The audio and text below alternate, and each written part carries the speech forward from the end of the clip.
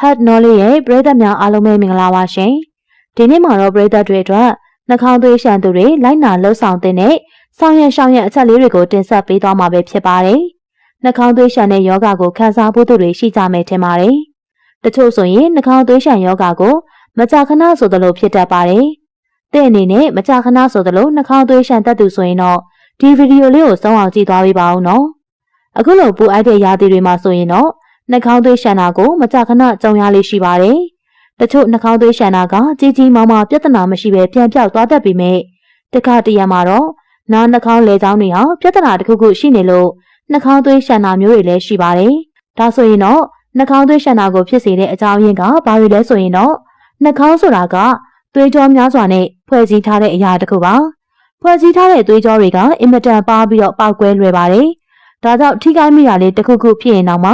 နှာခေါင်းသွေးထွက်လာတာဖြစ်ပါတယ်။နှာခေါင်းသွေးရှံတာကိုတော့အပိုင်းနှစ်ပိုင်းခွဲခြားလို့ရပါတယ်။နှာခေါင်းရဲ့အရှေ့ပိုင်းကသွေးကြောလေးတွေကွဲတာပျက်စီးသွားတာကြောင့်နှာခေါင်းသွေးရှံတာမျိုးတွေလည်းရှိတတ်ပါတယ်။နောက်တစ်ခုကတော့နှာခေါင်းရဲ့အနောက်ပိုင်းကနေသွေးကြောတွေပေါက်ပြီးတော့သွေးထွက်လာခြင်းပဲဖြစ်ပါတယ်။များသောအားဖြင့်တော့နှာခေါင်းအနောက်ပိုင်းထွက်တဲ့သွေးကလေချောင်းထဲကိုပြန်စီးဝင်သွားတတ်ပါတယ်။ဒီလိုမျိုးနှာခေါင်းနောက်ပိုင်းသွေးထွက်တာမျိုးကတော့ပြဿနာရှိပါတယ်။နှာခေါင်းသွေးရှံတာကတခါတရံသွေးရှံတာကပြဿနာမရှိပေမဲ့မကြာခဏသွေးရှံနေရင်တော့ပေါ်ဆဆမနေသင့်ပါဘူးရှင်။နှာခေါင်းသွေးရှံခြင်းကိုဖြစ်စေတဲ့အကြောင်းရင်းကလည်းနှစ်ချက်ရှိပါတယ်။ပထမအချက်ကတော့ပြင်ပကပစ္စည်းတစ်ခုဝင်တာဓာတုပစ္စည်းတွေနဲ့ထိမိတာဓာတ်မတည့်ပဲနှာစီးတာနှာခေါင်းတစ်ခုထိခိုက်မိတာ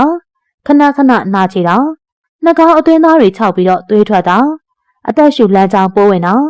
အက်စပရင်စိတ်အများကြီးတောက်မိတာတွေကြောင့်လည်းနှာခေါင်းသွေးရှံတာမျိုးတွေဖြစ်စေပါတယ်။အခြားနှာခေါင်းသွေးရှံခြင်းကိုဖြစ်စေတဲ့ဒုတိယအချက်ကတော့သွေးကင်ဆာသွေးတိုးယောဂသွေးမတိတ်ယောဂကင်ဆာယောဂတွေဟာလည်းနှာခေါင်းသွေးရှံခြင်းကိုဖြစ်စေတဲ့အကြောင်းအရာတွေထဲမှာလည်းပါဝင်ပါတယ်။အရေးပေါ်ကုသဖို့အနေနဲ့ကတော့နှာခေါင်းသွေးရှံရင်ရေတောက်ပါရေခဲကပ်ပေးပါနှာခေါင်းကိုပြင်းထန်ညှစ်တာမျိုးမလုပ်ပါနဲ့အသာအရာလေးထိကင်ပေးပါဒါအပြင်သူ့အနေနဲ့နှာခေါင်းသွေးရှံတာမိနစ်20ထက်ကျော်ရင်တော့တက်ကြွနားလေတဲ့ဆရာဝန်နဲ့အမြန်ဆုံးပြသသင့်ပါတယ်ဆိုတဲ့အကြောင်းကိုအကြံပြုတိုက်တွန်းလိုက်ပါတယ်ရှင်။အဆုံးထိကြည့်ရှုနားဆင်ပေးခဲ့တဲ့အတွက်ကျေးဇူးအများကြီးတင်ပါတယ်။ညီမတို့ရဲ့ Head Knowledge Channel လေးကနေ